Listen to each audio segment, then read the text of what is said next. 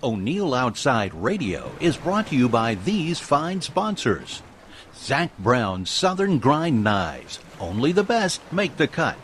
The Whitetail Institute of North America, the gold standard for food plots. Tough Shed, great storage sheds and custom buildings. Works, power and garden tools. Fisher's Choice, the ideal solution to live bait. True Turn Hooks, hook more fish. Roadrunner Lures, outfishing ordinary lures since 1959. Crocodile Bay Lodge, Costa Rica's best fishing and resort destination. And by O'Neill's new Real Gun and Marine Oils, naturally the best. Good morning, boys and girls, from Black Powder headquarters and the Bojangles studio high on Sassafras Mountain.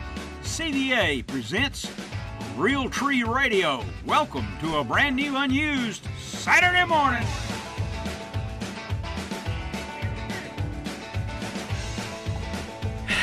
Good morning, boys and girls, from Black Powder headquarters and the Three Falls cabin here in North Georgia. This is O'Neill Outside. Welcome to a brand new, unused Saturday morning. Yes, indeed. What a great morning coming up. Our timing is off with television and Facebook and radio, but that's okay. There's a lot of things to put together. Thanks for joining us this morning. It's almost 7 after the hour. This is O'Neill from Three Falls Cabin, and we hope you'll join us. We have a lot of things to do this morning. Let me ball. First of all, there's no show unless we always thank our sponsors. The Whitetail Institute, Wild Game Food Plot Seeds, Hayes Auto Dealerships, Tough Shed, Striplings, Works Tools, True Turn Hooks and Roadrunner Lures, the Governor's Gun Club in Kennesaw, Georgia, O'Neill's Gun Oils, Real Lubes and Deck Cleaners, Snellville Heating and Air, Zach Brown, Southern Grind Knives, Timbuktu, and Fisher's Choice Baits, Bodyplex in Alpharetta and Jasper, O'Neill Outside, People and Places Along the Way, a book that you should have, I hope, and Rush Creek Guide Service there in North Texas. Welcome to the program, everyone.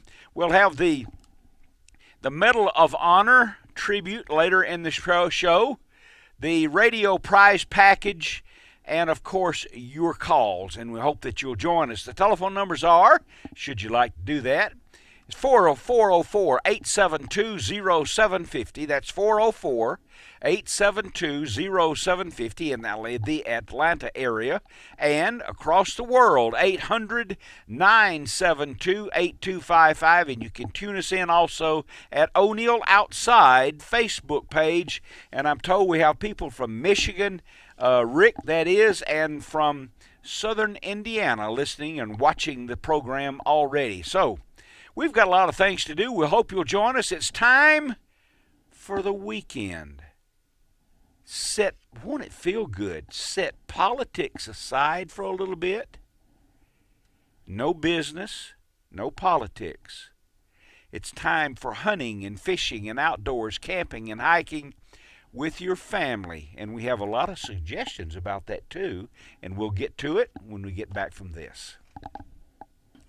Welcome back, everyone. Those of you who are watching on Facebook right now, how do you like my little desk? I'm really proud of that.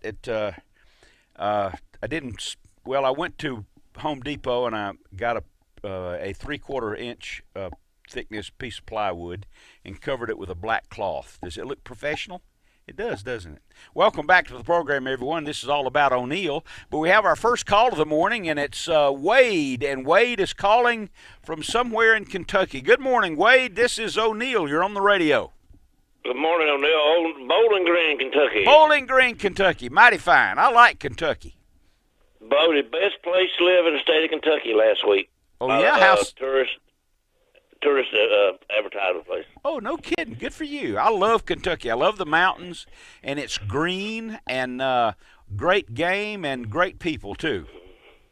I'm right here at Barren River, and we had all that rain to come through here. We got it hard. Oh, boy. And we call them polecats down there in Georgia because they got a little white dot on top of their head, and they like to make you stink real bad. Uh-huh. Well, up here they got the Pepe Le Pew white stripe down their back. Between here and the closest little old grocery store, you got to cross that river. I tell you what, people have, everybody knows, something smells like a skunk, you smell like a skunk, blah, blah, blah. Until you have actually smelled a skunk, you have no idea how overwhelming that can be. I experienced that, and I was about 14, O'Neill. Oh, yeah? Oh, boy. My cousin Tim lived up in Jefferson. This is in the late 70s, early 80s. I turned 16 in 81. Anyway, I'd go up there and stay for him on Thanksgiving holidays. Uh-huh. And he had a little trap behind him. Man, had a big old farm over there, grow corn stuff, and they just catch raccoons and fox. And back in, you get a couple dollars out of the pelts. Uh-huh. We come up on a little bank. I look down, and there's one of them sitting right there in this trap. Oh, boy. He shot him right in the top of the head, my 22, and it just laid over. He was over with. So we jumped down the bank, and he lifted his tail, and it looked like he took a Windex bottle and squeezed it 3 times. And you talk about two Southern boys getting back up the hill and away from him real quick. That's right. Tomato juice is all I ever heard. If your dog gets into it. Yeah. Yeah, I got my little puppy up here, my little beagles. He's about 11 weeks old. Uh-huh. And he's wanting to get out and roam, but I got a big old hawk up here chasing my songbirds. Okay. But I can't wait to let him go. He gets down there that river, I know he's going to come back stinking. That's exactly right. Well, that's good. I got to ask you something. About 2 years ago, you got to take a ride with the boys from the DNR up to Chattahoochee. Yes. You remember that? I do indeed. It was on the air again here about 3 weeks ago. Oh, well, so see, I haven't been trouble hobbling figuring you out on the computer. I'm watching you now, but I'm talking to you on the phone. Uh-huh. But, it was February, and you said live bait? Yes. Okay, because I've lived on the near up to 3 years ago my whole life. Mm-hmm. And I've only caught 3, and that was topwater fishing with bomber longays in springtime on points. I guess it coincides with the end of their spawning because it'd be late February, March, depending on the water temperature. Yeah, they spawn in Lake Lanier. They'll spawn up the river around the full moon or thereabouts in February when it's really cold. That's when they go up the river to spawn. And matter of fact, you can, if you like, you can watch that show again, should you want to, by visiting o'neilloutside.com and click on television, and all the shows will be right there, and you can pick it out. Okay. There was something else I was going to ask you. Okay. Up here is Cumberland Lake, and the dam's called Wolf Creek Dam. Okay. And they got a show comes on Saturday afternoon and Sunday evening. Same thing, Kentucky Field. And them jokers were sneaking all. He had a guide. That's something Miles. The last name is Miles. Mm-hmm. But he's on every week, and it's kind of like our version of GON. But they were going all the way up to right at the back of that dam, throwing up there with dead minnows, catching 8-9-pound browns and 10 and 12-pound rainbows. Up behind the dam? Right up at it. The guy kept telling the guy, he said, "Now don't throw till I put it neutral, because that goes right up to the dam." And then as soon as the boat started drifting back, it'd throw out there with a dead minnow. Mm-hmm. And they wouldn't go 100 yards. They'd have one. There's those are some. You have to be careful, of course, and wear your life preservers. But indeed, in most of the cases that I know of across the South, at least, and up into Kentucky and even some other states, at the tailwaters behind the dams are natural places for fabulous game fish. I've done that a lot in dams in Kentucky. And just catch stripers and big white bass and walleye and just, yes, indeed, it's a fabulous place. Well, see, I was spoiled. I lived right down there. I lived in Buford, right there near the Lake Lanier Islands. And me and Kyle would go down there to the river every chance we got. Most of our work was in Alpharetta. We kept fishing poles in the truck. And my nephew's real good at it. He does the same thing. Me and Kyle got in the canoe and got up right behind the dam, and when I couldn't even tie a hook on for about turning the canoe, I said, "Get me off this thing, put me on the bank. I know where to catch them." That's right. Well, that's I've been fishing that river since 1980. There's what happens is there's plenty of bait, and plenty of current, and you got them trapped. They're not going to. They'll go upstream as long as there's bait there. And so behind the dams is just fabulous. I know I had a friend, he's passed away now, his name was Mike Mobley. And we went behind the dam at a lake in Tennessee, not Dale Hollow, I'll come up with it in a minute. And we just we would just catch hundreds and hundreds of gigantic stripers behind that dam. And I'd love to go back. Well, I think when things settle down a little bit with Gary going back to Fort St. Louis, I think we're going to take that guided trip one time. Good. And I'll have Kyle bring one of his boats up, and we'll try it. Mighty I'm gonna fine. pay for that guided trip. It's worth the money. If I catch one fish that big, I mean, I've caught them 5, 6 pounds out of the river. I got a 6 pound, 2 ounce out of Lake Lanier when I was 9 years old. Oh, boy. Trolling for them on a red thin fin with a chrome side. How about that? Isn't it great that you can remember all that? I meant to tell you that. Now, I got to figure out how to do this. I've been telling you this for 3 or 4 years ever since I've been aggravating you. How much you look like my daddy. Well, I remember all that. My family albums and all them pictures I said. I got one that looks just like you sitting there with one of them orange old-timey hunting hats on. Oh, yeah? He's a good-looking guy, wasn't he? White bass, and the carport's covered in newspaper, and the dabbling newspaper's covered in white bass. How about that? And he's a good-looking guy, too, right? Just got home from Vietnam, and Eddie and Clifford Kraft went up there and just wore them out. That's great. I like to watch documentaries on television, and I watched a documentary on Vietnam just the other day, as a matter of fact, and that was truly nasty. And I did not have to go because I am the sole surviving son of a man who died in the service. Okay. So they wouldn't call. Hey, listen, the Vietnamese would have to be walking down Pennsylvania Avenue before they ever called me up. They would not take me. I tried to join, but they wouldn't take me. I was the only one to carry on the Fowler name. My daddy was the only son of Grandpa that had a boy. Uh-huh. Yeah, our Fowlers come over when they settled Jamestown. The Englishman that was a quartermaster was a Fowler. Mm-hmm. So he's the one to give out everybody their pay on the boat for when they settled Jamestown. Mm-hmm. My cousin tracked that a couple of years ago. I want to give a shout out. My little nephew had a little girl. Her name is Ella Snow White. And she's going to be the biggest fisherman and spoiled little brat in the world by the time he gets through with it. I'll bet so. All right, I got to go, pal. Listen, have a great weekend here. Call and let me hear from you. Thanks for taking my call, but I appreciate getting to talk to you. Call and let me know from you more often. I will. I'll try to call you about every week. Now, I'm going to try to figure out here on the computer. Look, put me on hold where Jason can talk me through this. Okay, we'll put you on hold. Thank you, buddy. Okay, well, we'll have Jason put you on hold. This is O'Neill. Corey, that is. Put him on hold, if you will, please, Corey. This is O'Neill Outside. More when we return, and the radio prize package, so put your brain in gear. We'll be back.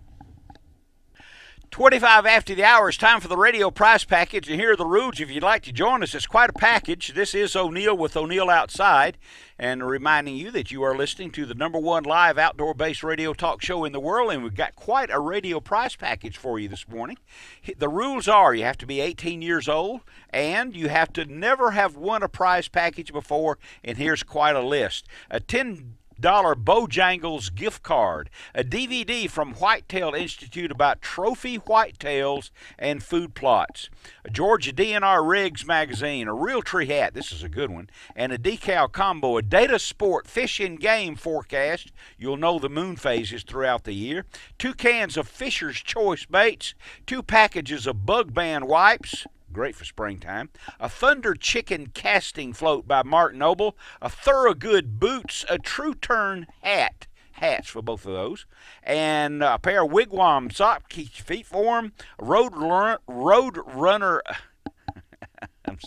fishing kit, and an Arctic Ice chilling brew freezer pack. You don't have to buy ice again. These things are great. It's called Arctic Ice. And the question is, and I know it's too easy, but I'm doing you a favor, and that is, Woman Williams and I refer to this little place where we live up here by 2 different names. I say it every single week.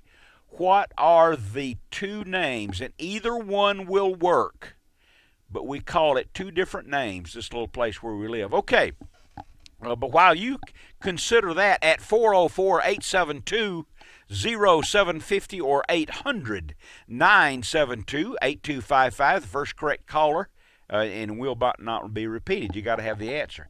Then let's talk right now to Don.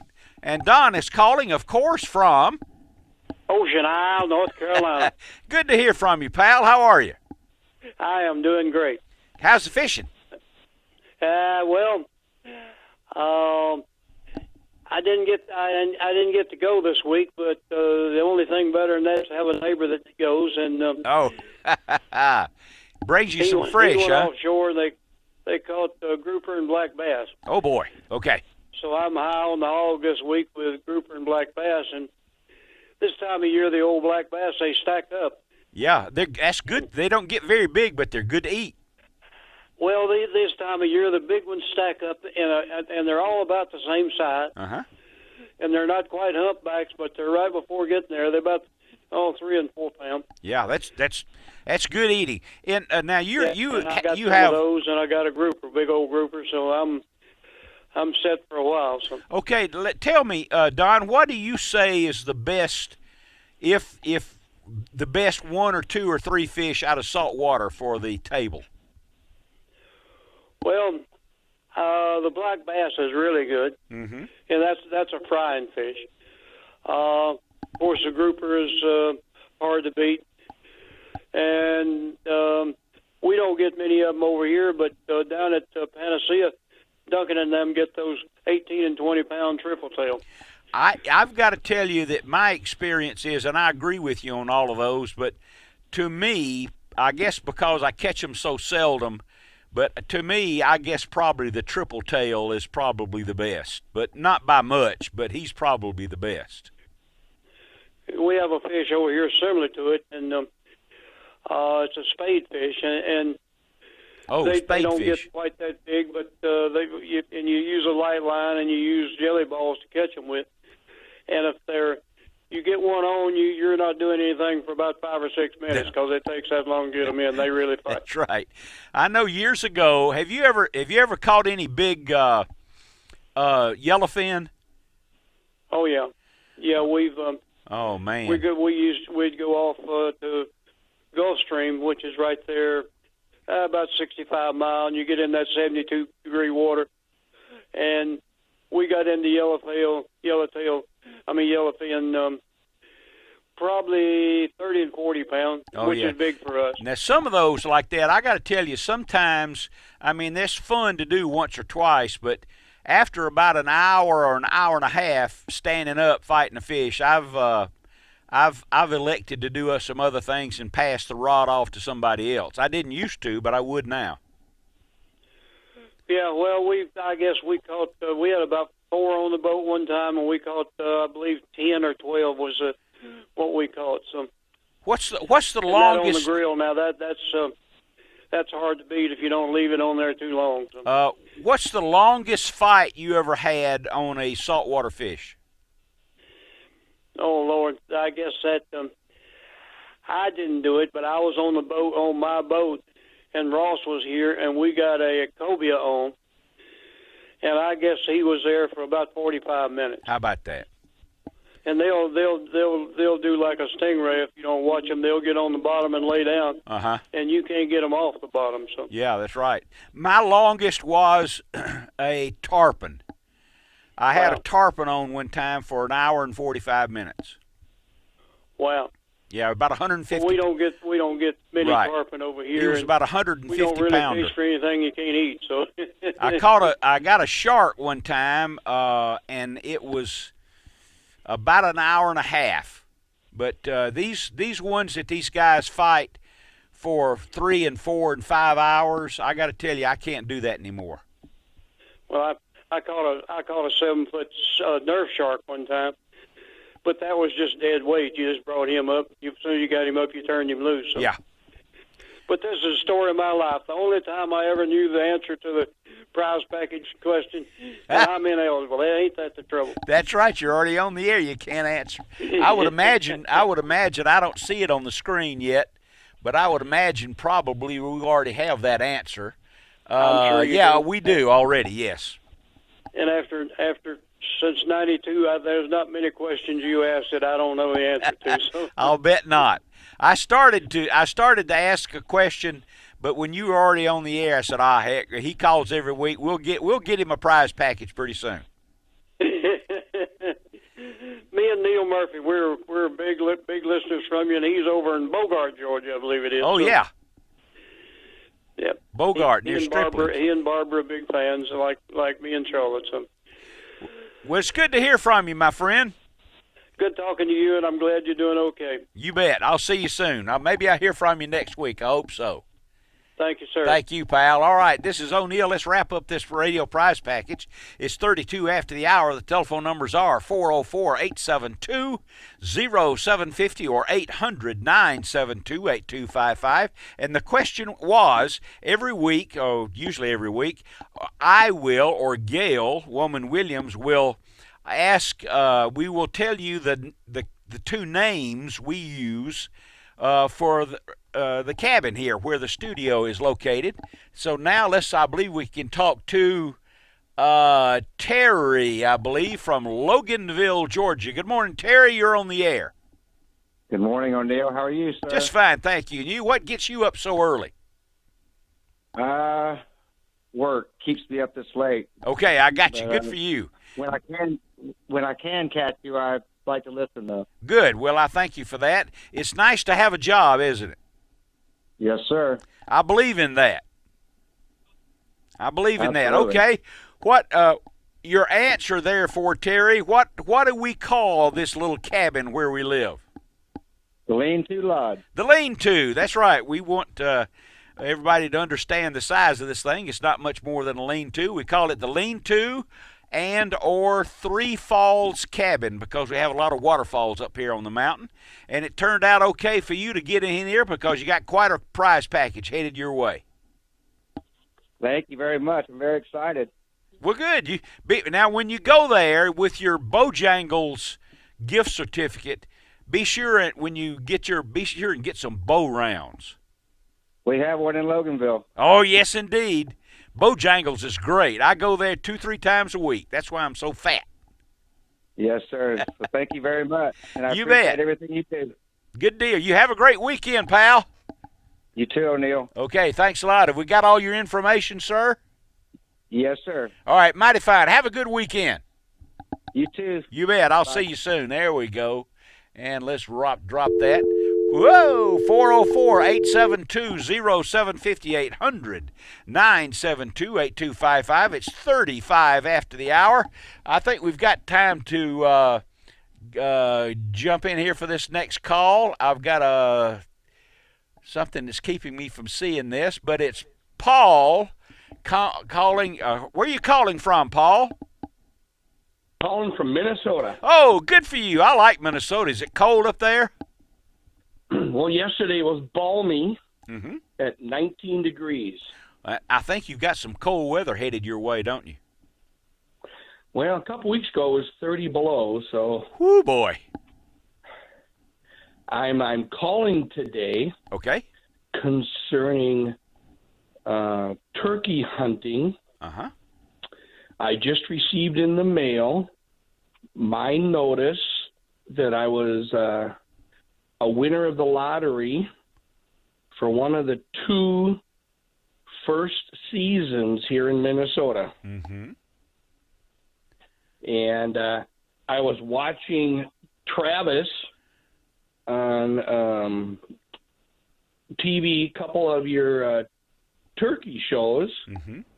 and he is using a silhouette decoy. Yes. And I wanted to get your thoughts on silhouettes versus full body, hens versus toms. Okay. Let me do that. I'm gonna put you on hold. We'll have Corey put you on hold, Paul, because I might drop the call because I want to talk to you about this because that's a That's a worthwhile topic. So I'm going to duck out now. We'll put you on hold so I can discuss this, and we will have the Southern Grind guest book questions and that winner, along with speaking with Paul, when we return. This is O'Neill. We got to go to a break. Welcome back, everyone. We're in the middle of a conversation on O'Neill Outside Radio this morning with Paul here in Minnesota. Let's continue this. Paul, we're talking about what kind of decoy to use on your turkey hunt, is right? That is correct. Okay. I would tell you that to use a decoy at all makes your hunt no better than 50-50. My best hunts are with no decoy at all.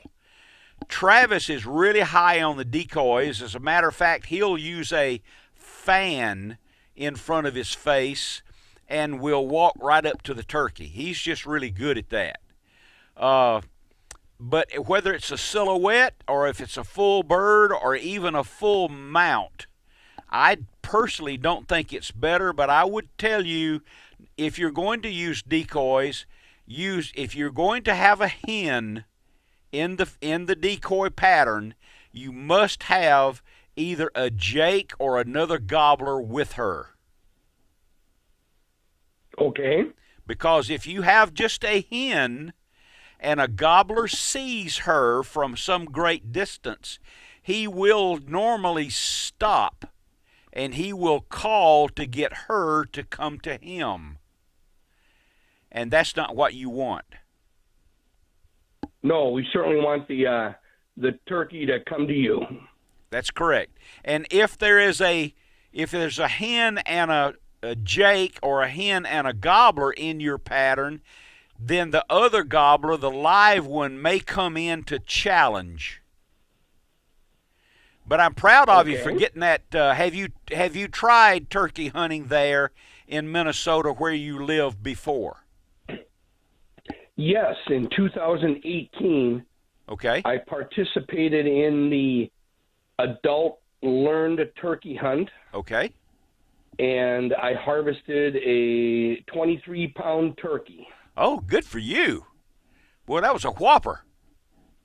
It was it weighed 50 pounds by the time I got it out of the field. Okay. Did you call it in? I did. Oh, fantastic. You and I chatted about a year ago in April.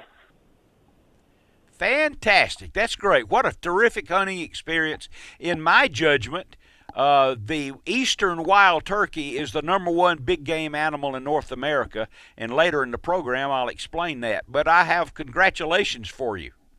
Did you use a decoy for that hunt?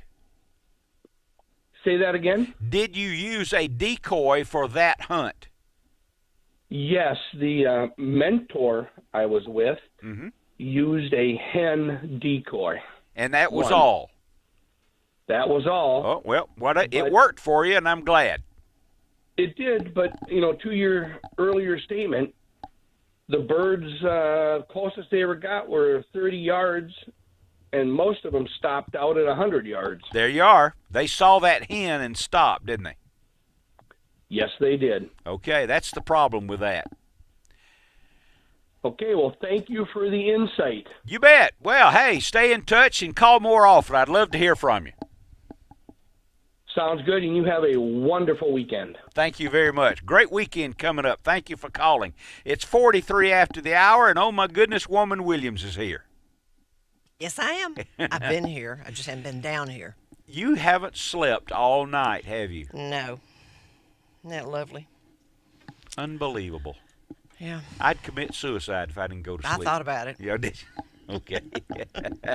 Well, let's get to, but while you kind of get yourself settled in there at 44 after the hour, let's quickly get to some of the, let's get to the Southern Grind winner this week. Now, if you'll visit O'NeillOutside.com and go to the Southern Grind guest book and leave your comment, your question, your observation, when you do that, then, let's see, I've got plenty of time. Yeah. When you do that, if we use your comment we will use your comment likely on the radio show like I'm about to, and we will give away a Southern Grind knife on the television show once a week and the radio show once a week. Not all of the ones I'm about to read to you will receive a knife, so don't be confused. But here are some comments on the Southern Grind guest book.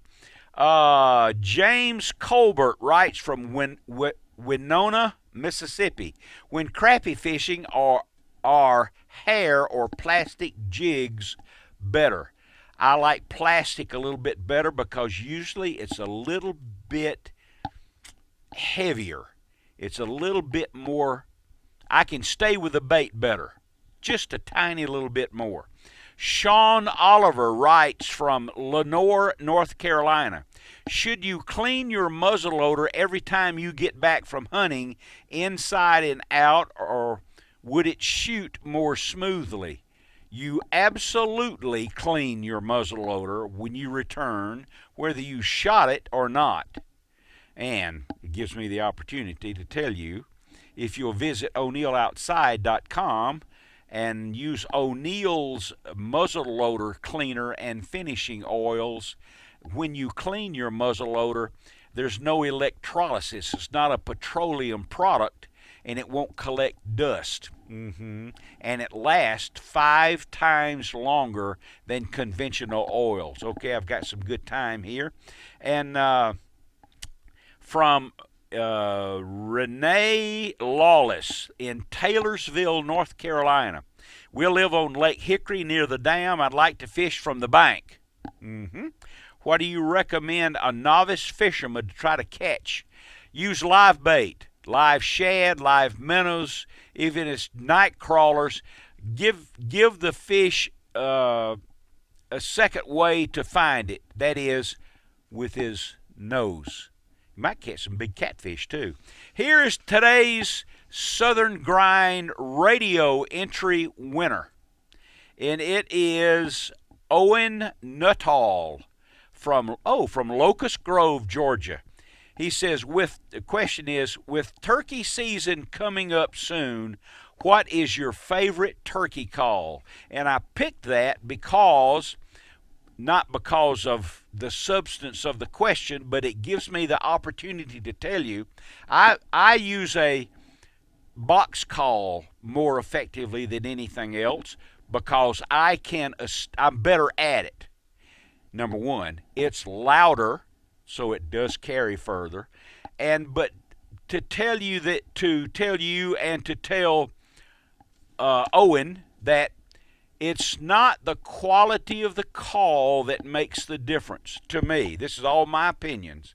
It is the rhythm of the call, and you can find out those rhythms that are the best by going to the internet, by going to turkey shows and writing, and people like me. It is that 5 to 7 sequence of calls. I personally have heard the worst calls that I've ever heard come from a live hen. That's not a quality call, but there is a rhythm to that call, and if you repeat that rhythm, that is the most effective. What is the biggest failure? What is the biggest mistake in turkey calling? You call too much. You fall in love with the sound of your call, and you call and call and call. And quite frankly, the gobbler says, I don't need to go over there. This is a most anxious female, and if I just stay right here and strut and fluff up, she's likely to come right on over. No, she's not, because the person calling is you. You have to get him to come to you. And it's, I was taught about turkey calling from a fellow by the name of Roscoe Reams, and he was the best turkey caller and best hunter ever. He called, every time I ever hunted with Roscoe, he called 2 times. He called when the bird was on the limb, and he called once when he could tell that the gobbler was on the ground. And then he shut up. 2 times, maybe 3. I've been with some turkey hunters that called 50 times, and we didn't get a bird that day either. Visit o'neilloutside.com, the Southern Grind guest book, and we'll be sending Owen a fabulous knife the model is called a Spider Monkey. And this is a knife that Owen will keep the rest of his life. It's that kind of call. Okay, Scott Emerson writes from Lindale, Texas on the Southern Grind guest book. How do you control the temperature on the big green egg? The big green egg has vents at the bottom, vents at the top, and with just a little bit of experience, you can control that airflow and keep that temperature. I have kept my big green egg at 225 for as long as 18 hours. I had a great big pork roast on there, and fabulous.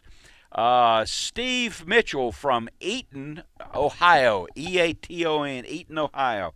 When you fish for crappie in the spring, is it better to use live bait only or pair it up with a jig? I prefer to pair it up with a jig. I can feel it better, and the minnow doesn't have to be live because the jig creates motion, and I get to leave it in the water longer, and I can use the spider rigs and put a jig on every one. You're not always having to change live bait. Use a Roadrunner because it has a spinner on it, and you'll get bit. Do we have anything from Facebook this morning? I'm having a little trouble getting to it on the laptop. All right. Be with it shortly. Okay, it's 51 after the hour. Let's see if we have... Leo McGonigal from Boston, Massachusetts writes on the Southern Grind guest book, what's the best time of the year, water temperature, and bait to catch peacock bass in South Florida? Well, number one, it needs to be really South Florida. The peacock is not a native species, and if the water temperature ever gets to be 65 degrees, it kills them. That's extreme South Florida, okay? And that means summertime, warm water. The peacock bass is extremely aggressive. He's easy to catch. He's big as a mountainside. He's a fabulous fighter, and he is absolutely dumb as a post. You can see him in the water and cast to him, and he'll actually follow the lure to the side of the boat, and you'll keep the lure in the water, swinging it back and forth, and he'll watch it go by a couple of times and then bite it. I was fortunate enough many, many years ago to go to Venezuela to catch peacock bass, and I caught a 14-pounder. Believe me, they're easy to catch if you go where they live. South Florida, generally below the airport. South of the airport, down, I guess is it Homestead? And you can fish in the canals and little ponds and golf course ponds, and you can catch them like mad. It's great, and they taste good too. A peacock bass, he is one of the prettiest species ever. I think the world's record's about 27 pounds. Okay, 404-872-0750 or 800-972-8255. This is O'Neill with O'Neill Outside. Woman Williams is with us now. We have another hour of outdoors. No politics, no finance, just outdoors with the two of us, and we'll talk about it more when we get back. Okay, welcome back. First hour is almost over. Before we do that, let's go to Gene calling from Carrollton, Georgia. What a great little town. Good morning. Good morning, O'Neill. How you doing? Outstanding. How about you? You all right? Wonderful. Yep. Went to Lake California like you suggested. Oh, yeah. How'd you do, man? Well, we headed there on the way down. Oh, boy. And we get down there and we fished our tails off. And come to find out, that lake has no deep bank. No. It is 5 foot all the way around the lake. That's right. We caught 2 or 3 fish in 3 days that were largemouth. Then they turned us on to the crappie down there. Oh, boy. we caught the biggest crappie I've ever seen in my life. Oh, good for you, man. That's the best. They eat better than the largemouth anyway, don't they? Yes, they do. We stayed at the Whippoorwill Sportsman Lodge. Oh, good. You had a great trip, didn't you? Yeah, we did. We did. But maybe you can give us a little more input on fishing that lake, on how to catch them things offshore, because it's not our style of fishing offshore. We're more pounding the banks, you know. Yeah, I understand. Well, it's hard to say, because the lake is probably 5 feet deep only. The whole lake is probably the same depth, isn't it? Well, it's 10, 12 in a lot of places, but you got to find the main river channel on the lake. That's right. Yeah, that main now, creek we channel going through. found one bass that was bedding, and we couldn't get it to do nothing that morning. So we come back later when it had warmed up a little bit, and I think somebody come in there and got her. Somebody caught your fish. Yes, they did. That rascal, whoever that was, is probably one of those old nasty guides that know where every fish is in the whole lake. Yeah, it was a monster. He was huge. Well, the only thing I can tell you is, and I got to go, but if you can locate the creek channel and you can't catch the fish shallow, stick with that channel, because that's where they are. I got to go, pal. Listen, stay in touch more often. Sorry I'm on a short leash here. I'll see you soon. Good. You bet. Stay in touch. This is O'Neill. We'll be back. Good morning, boys and girls, from Black Powder headquarters and the Bojangles studio high on Sassafras Mountain. CBA presents Real Tree Radio. Welcome to a brand new, unused Saturday morning. Good morning, boys and girls, from Black Powder headquarters at the Bojangles studio high on the mountains, in the mountains in North Georgia. This is O'Neill Outside. Welcome to a brand new, unused Saturday morning. I started to say the second. Welcome to the program, everyone. It's 6 minutes after the hour. We've got another hour of outdoors headed your way, and we hope you'll find time to join us. The telephone numbers are 404-872-0750 across the Atlanta, Georgia area, and on the SB Nation and WSB as it blasts its way across the East Coast, the telephone numbers are 800-972-8255. That's 800-972-8255, and you can tune us in live on Facebook. And we have some questions from Facebook, and we'll get to that. Woman Williams is here. She's all dressed up this morning, and I came to find out that she has, out of all the years that she's been on the air here from the cabin, she's never worn the same outfit. And I wear the same thing every day. All I have to do is have a different color shirt. Well, that's true. Or top. That's true. You know. Well, and you wear the same thing all the time, so there you go. Well, yeah, I'm just a creature of habit. You shouldn't have told that secret. You shouldn't have told that. Now, what? Now people will be watching to see if I wear the same thing. That's okay. I'm always interested. Of course. You bet. Let's see. What am I going to? Oh, you can. I would encourage you to visit O'NeillOutside.com, whereby you can sign in to the Southern Grind guest book, so that you could win a Southern Grind knife either on television or radio. And you can tune in O'Neill Outside podcast. We're on SoundCloud and very soon to be on iTunes. And let's see, what else can you do there? Oh, you can watch all of the O'Neill Outside 2018 and 2019 fishing shows that have already been aired. So we got a lot going on there. Plus, right here, another full hour of outdoors on O'Neill Outside from the Bojangles studio. This is O'Neill along with Woman Williams and Corey and Karen and Brian and the whole group of people who sends all this out to you, and we'll be back. You're listening to O'Neill Outside, second hour of the radio program every Saturday morning, coast to coast, from Maine to California, from Seattle to South Florida, and all across the country. Houston, Dallas, Fort Worth, my goodness, all over. And we hope we're not boring you with the outdoors, because it shouldn't. This is not politics or finance. It's the weekend. Spend it with your family.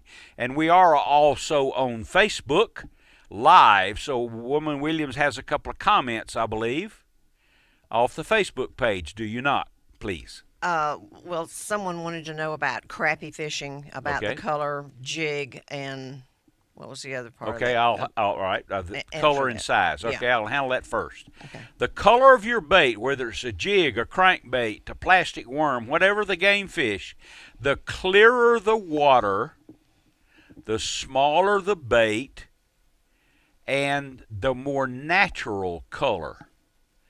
The dirtier the water, the stained water, add color to the bait. And a spinnerbait, it doesn't matter what color you use as long as it's chartreuse. Bone color's good in stained water. The color of the jig should be changeable or be changed according to the color of the water. All right, what else you got? I can't find his name now, but we certainly appreciate the fact that he wrote in and said he bought your oils and stuff, and his and he's used it and he likes it very much, and that his reels are operating superbly. Well, it gives me the opportunity for some self-promotion, that being O'Neill's Oils, which you can purchase only at o'neilloutside.com. Give them a try. They're green-based. It's not a petroleum product. For your reels, it displaces the water. Ooh. For your muzzleloader and gun finishing oils, it's not static. It doesn't collect dust. It has no odor. And it lasts 5 times longer than conventional oils. It's worth it to give it a try. Go to O'Neill Outside. You can buy it there. Yes, ma'am. Okay, and then Chase Jonas wants to know about walleye on Lake Lanier and what time of year. February full moon. There may be some still up the river, but I imagine that river is muddy. You can catch them the last hour of the day on live bait, but there's a way to determine how far you go up the river. If the boat is not bouncing on the rocks, then you haven't gone far enough. But let me do this with you. Visit o'neilloutside.com. Click on television, and you can watch that show. You can download and watch the television show that tells all about fishing for walleye out of Lake Lanier. The time, the bait, the restocking of the walleye, because that's where some of your license fees and money and excise taxes went very constructively to stock walleye in Lake Lanier, and the best tasting fish in freshwater, the walleye. All right, what else? Anything? Let's see if I have a call here. I think so. And yes, I have several calls. Yay. And it's 16 after the hour. Oh, my goodness. My goodness. I didn't bring him up as quickly as I should have. And there's Mac from Lake Lanier with the Ram Fishing Report. Good morning, Mac. Good morning, O'Neill. How are you? Good. Is the lake? I understand the lake is as high as it's ever been. How about that? We recorded our second highest lake level ever since impoundment. Oh, my goodness. On the 24th, I believe it was. And if it rains like they're talking about tomorrow, we may break a record. Who knows? Yeah, I think it's supposed to rain. You guys all over the country aren't interested in this, but it's going to rain like 3 inches or something like that tomorrow. Is it not, or supposed to? We have the potential to get 1 to 3 inches. Wow. All right, what does that do to the fishing, Mac? It's moved. The fishing's good, but it's moved everything. And we're getting all that influx of new water in the rivers. It'll push some fish out of the rivers, maybe out of the creek. Uh-huh. Then once it modifies, you can use your advantage. When it becomes stained and it's not muddy, that's a plus. Yes. So then a lot of fish when the lake comes up, they'll get shallow. So it's giving the opportunity to fish for shallow fish, bass and crappie. So it's really good if you know how to use it. Don't let it intimidate you. Just if you're in that dirty, muddy water, that's negative. But other than that, it's good. Okay. I was never good enough to fish in dirty, muddy water. The fresh, dirty, muddy water. I was never good enough for that. I always respected people who could get that done. That is to me, that's the toughest condition you can count, unless you can add one more adjective in there. If it's the winter and it's really cold, dirty water, that's hard. That's when I stayed home, Mac. Yeah, those fish don't like that. They don't. I don't think they stay in it a lot of times. I think they leave, and the ones that are there are hard to catch. So you bet. Stay away. Now, once it turns to that mud or stain, it tends to warm up quicker. Mm-hmm. I think you've got a little. The fish are not as weary in it. They're not as aware of you, so they're easier to catch.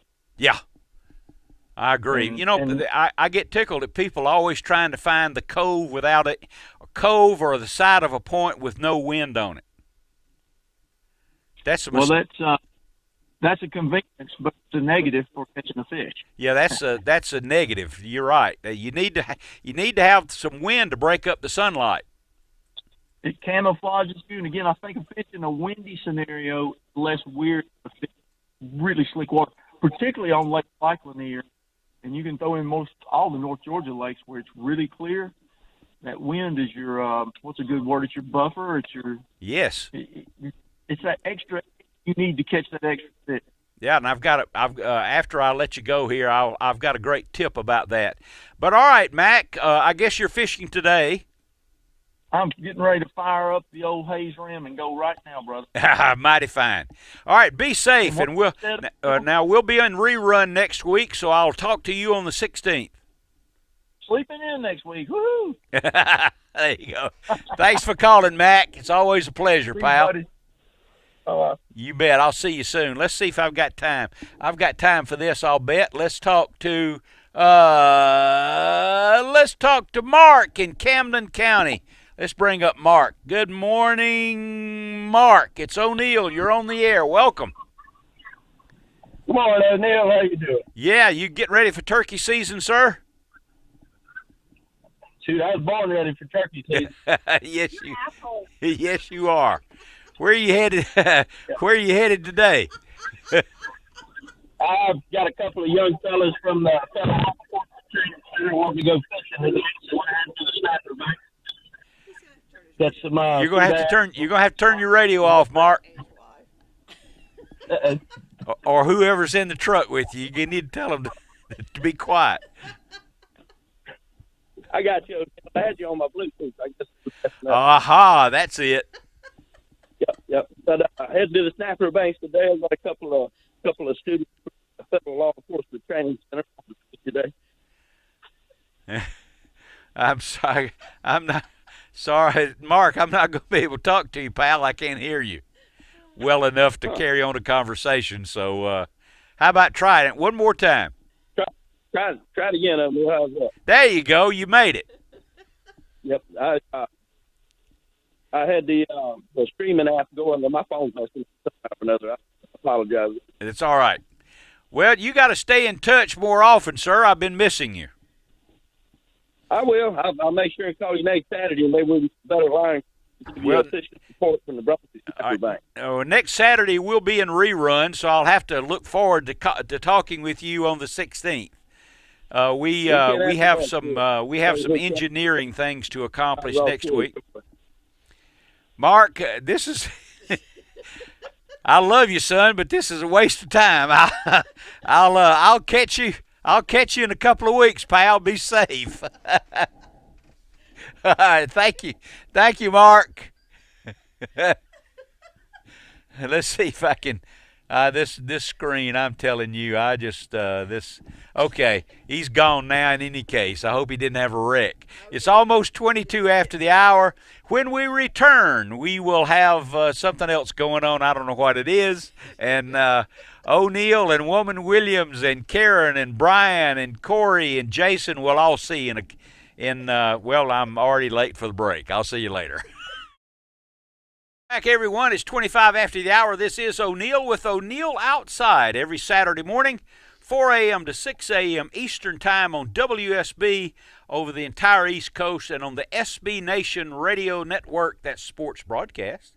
nationwide, Seattle to California, somewhere in California, and Houston, Dallas, Pittsburgh, Philadelphia, throughout the Northeast on WEEI, and all the way to Lake Okeechobee in South Florida. So, I forgot to tell you, I have to do this now, bear with me, that the program is brought to you every Saturday by the Whitetail Institute, Hayes Auto Dealership, Tough Shed, Striplings, Works Tools, True Turn Hooks and Roadrunner Lures, the Governor's Gun Club, O'Neill's Gun Oils, Real Lubes and Deck Cleaners. You notice I spend more time with that.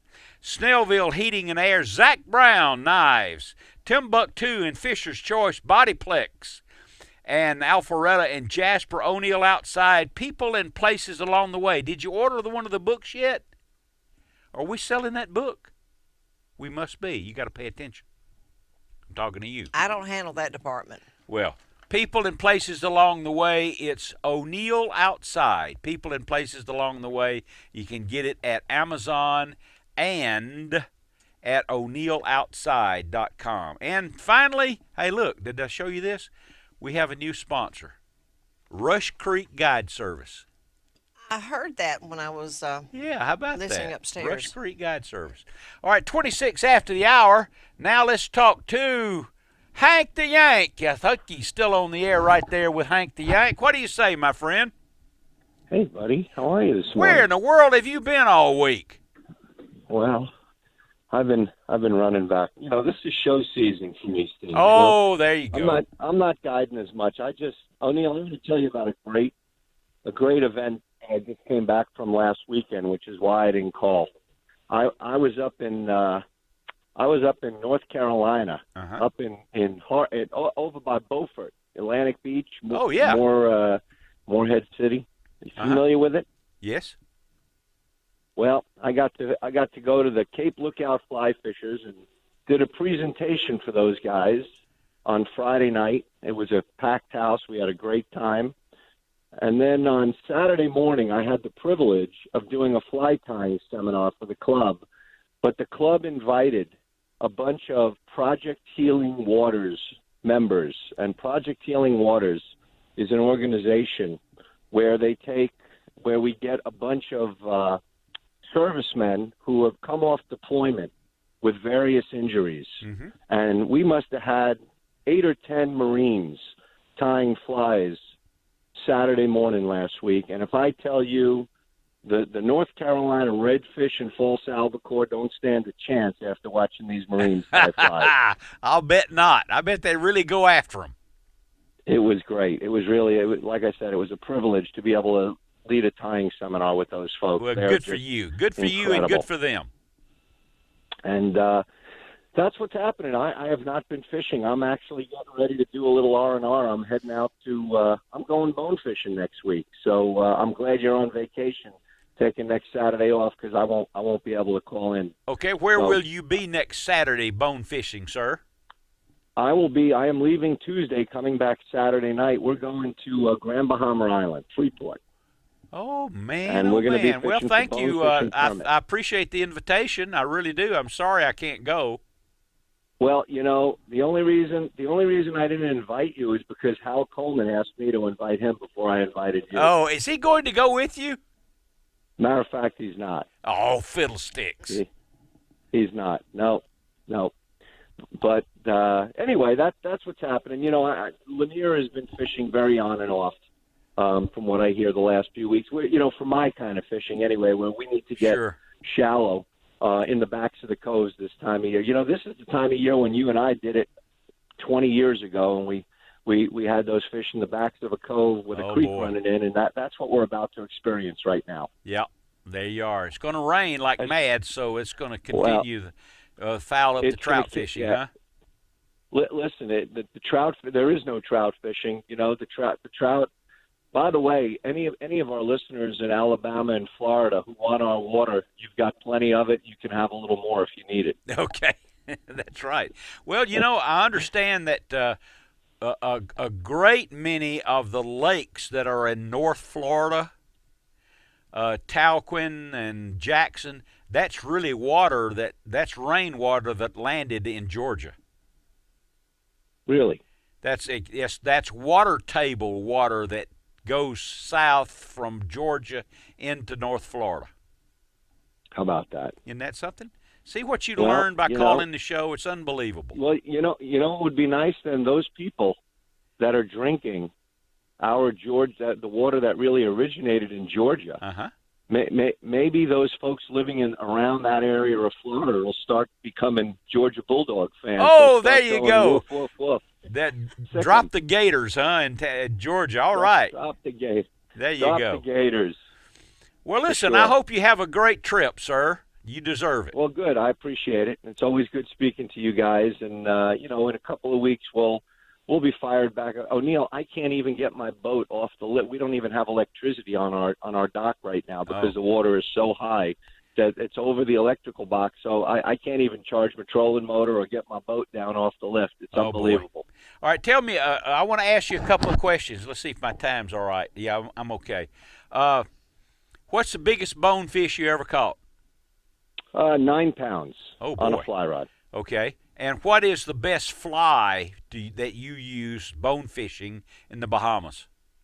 Boy, oh boy, that's a loaded question. Mm-hmm. And the reason I say there are a lot of really great flies that catch bonefish that are world famous. I designed a fly probably about 25 years ago called a bonefish scampi. Uh-huh. That Umpqua Feather Merchants, which is the largest fly manufacturer on the planet, when they put a bonefish package together for people, a selection of 8 or 10 flies to go anywhere in the world to catch bonefish, my bonefish scampi is included in it. And it's a shameless plug, but it really is a wonderful fly. Well, good for you. That's terrific. So that's what we will be catching them on. And one day, if you remind me, I'll tell you a great story about the bonefish scampi and Shaw Grigsby. Okay. That will just knock your socks off. Is Shaw still on the air with his television show? Yeah, he is. But he's on one of those, he's on one of the cable, like the Outdoor Channel or one of those channels. He's still doing one more cast. Yeah, he's legitimately one of the nicest guys in the business that I ever met. He's incredible. He's as genuine as they come. And that's right. What I will tell you, which is so interesting about Shaw, and Shaw has told me this about many of the anglers, the top anglers that are on the bass fishing circuits, is that, believe it or not, about 50 to 60% of them love to fly fish in their spare time. Oh boy! Well, it's something different. Grigsby is he is easily one of the best tarpon anglers on fly rod in the United States. He's wonderful. Right up there with some of the best. Well, I will tell you that you didn't ask, but I want you to know that my number one fly terminal tackle is Joe Scandori's glow bug.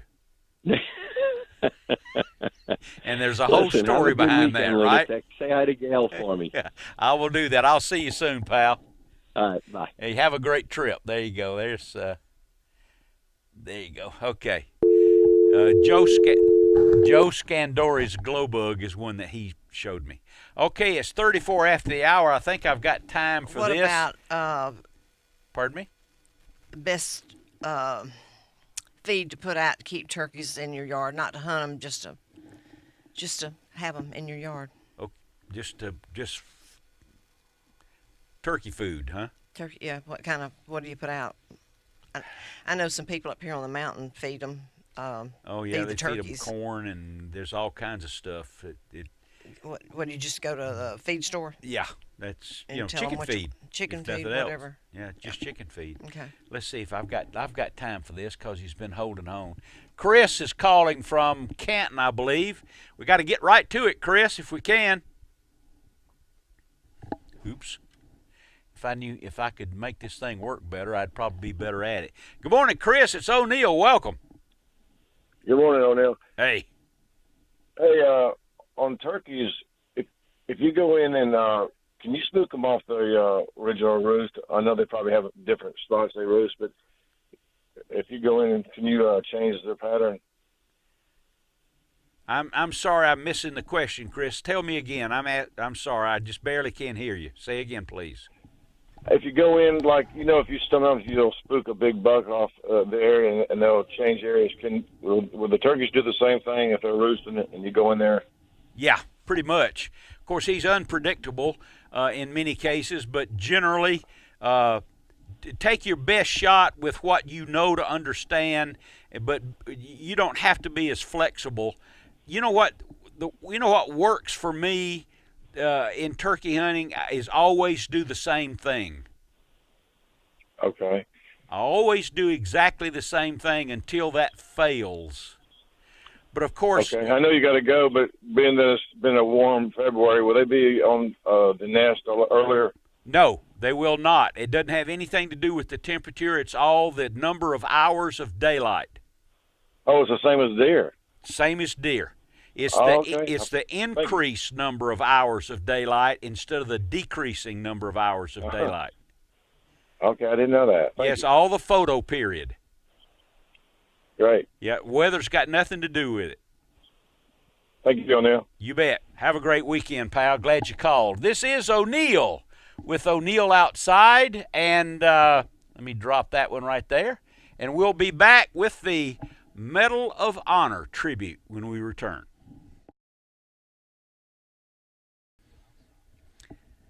Master Sergeant Vito Bertoldo, France, January 1945.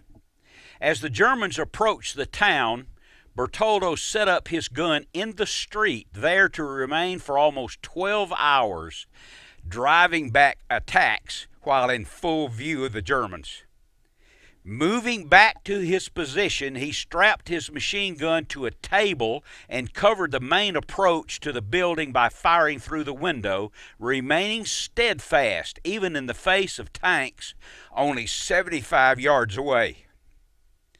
One shell blasted him across the room, but he returned to the weapon, further waiting for more Germans, and with a tank firing directly at him, they, thinking he was dead, he leaned out of the window and mowed down the entire group of 20.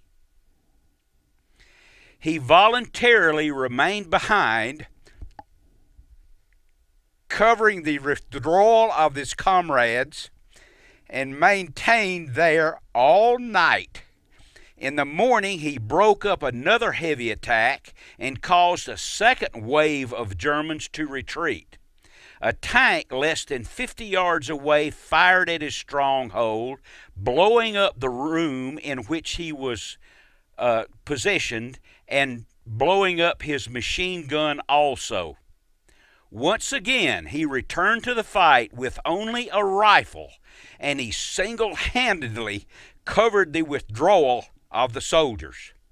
Bertoldo withstood the attack of a vastly superior support alone for more than 48 hours without rest or relief, time after time escaping death only by the slightest margin, but while killing at least 40 more Germans and wounding many more with his machine gun and rifle.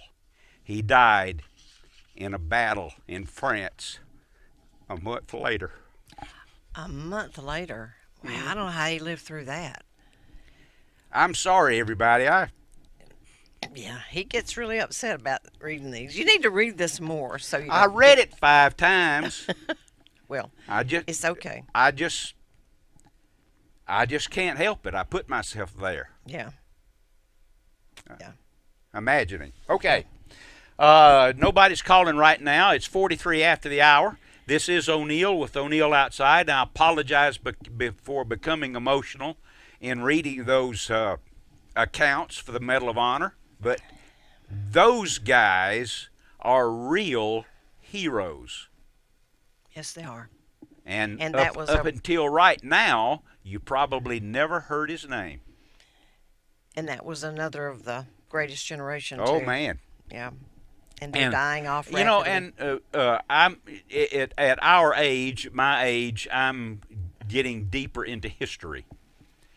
And I reviewed and watched, and I have been reading a great deal about, and this is connected to the Civil War.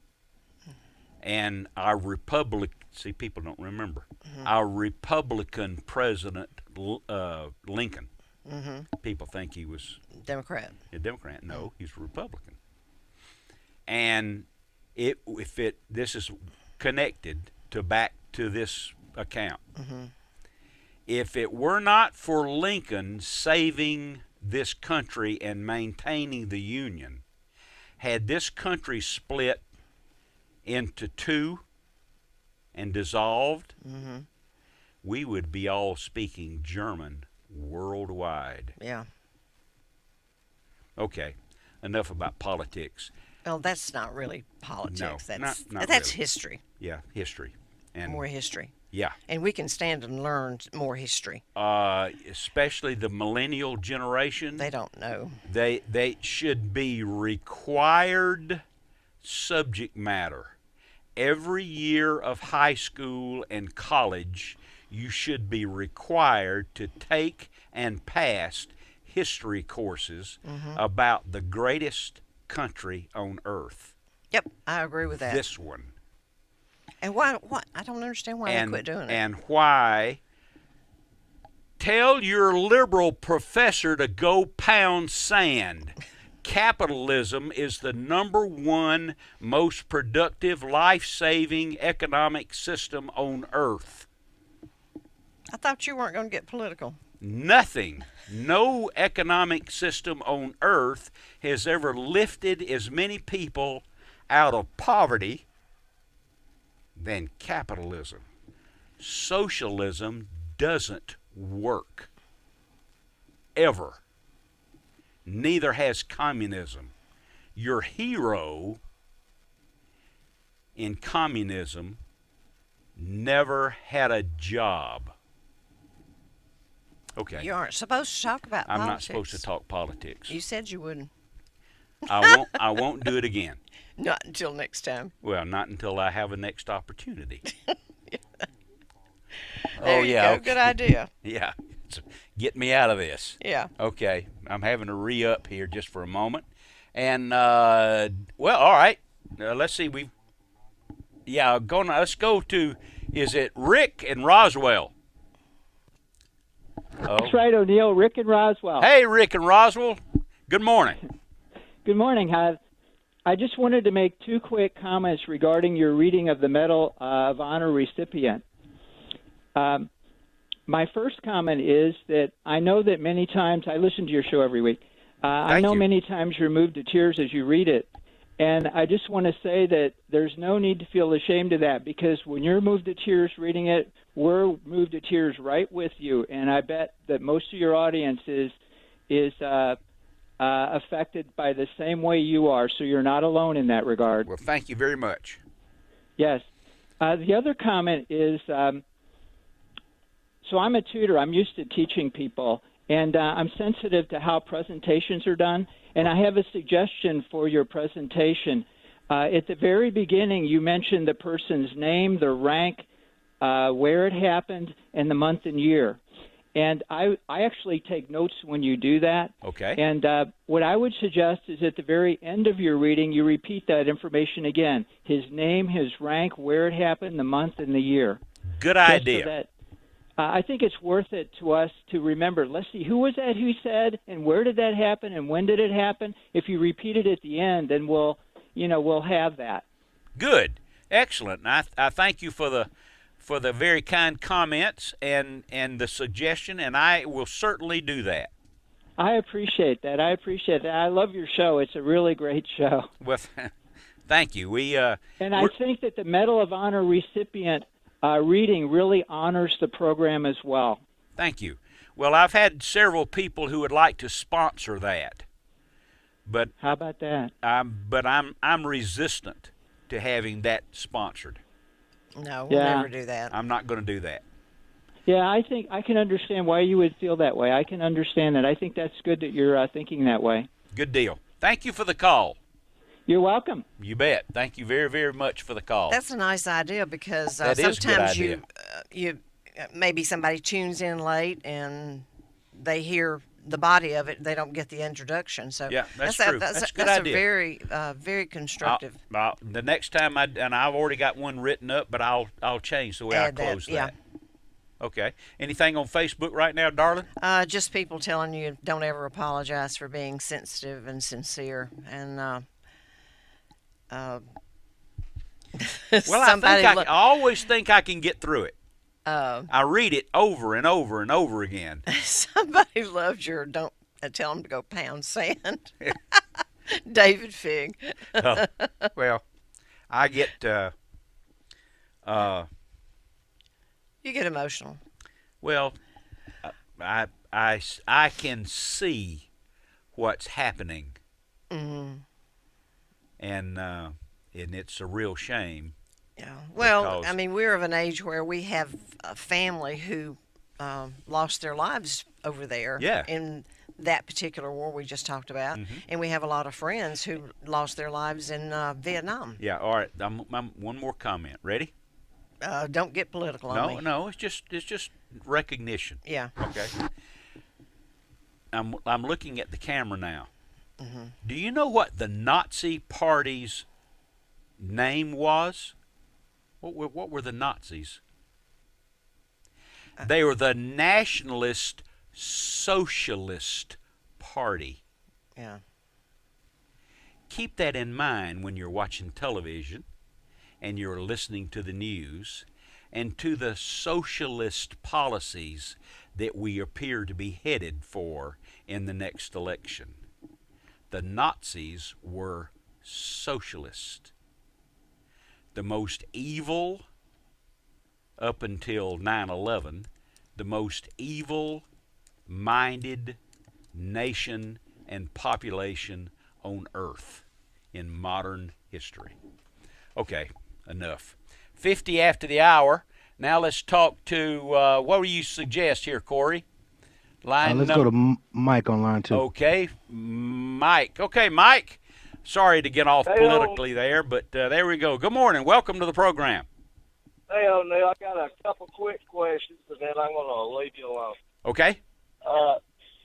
When do you think the bass are going to be on the bed in Georgia? All right. You're breaking up. I'm sorry, but ask the question again, please. I'm sorry.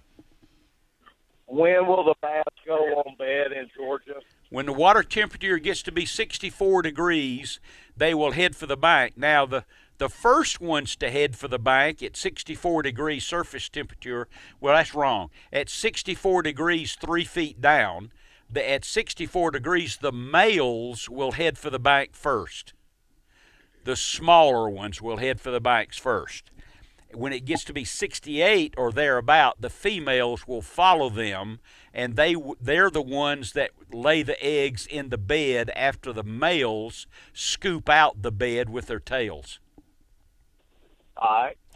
That's your water temp. Now, a great deal has to do with whether it's clear water or dirty water, because dirty water warms up faster. It collects the heat of the sun faster than clear water does. Gotcha. But that's 68 degrees. When it gets to be 70 or 72, then you can catch a pot full of brim. Oh, yeah, I know they go by the moon, too. They fed more than one, right? Right.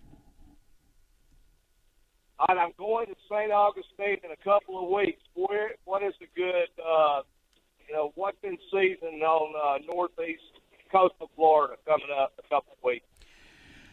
Well, I think you're talking about the level of fishing activity in North Florida. Man, it's already started. They're way ahead of us by almost a month. I know, even on the saltwater. Oh, on the salt side of the Atlantic.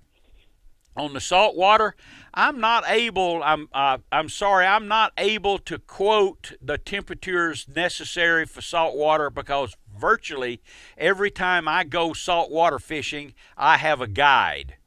So I'm just pure guessing on that. It like most anything else, it's spring and fall. But one of the things that has a great deal to do with that is the wind direction. So I tell you what, call in a couple of weeks and let's talk further. Right now, I've got to get out of here for a break. Hey, have a good weekend here. Mike, thank you. Thanks for calling, my friend. I appreciate it. There we go. And I'll drop that call, and then we'll take a break. This is O'Neill. Okay, we have time for one more call on O'Neill Outside this morning. Thank you all for joining us. Let's talk to Ben. I believe he's calling from Dallas. Good morning, Ben. Good morning. How are you? Lovely. Love your show. Show. Thank you very much.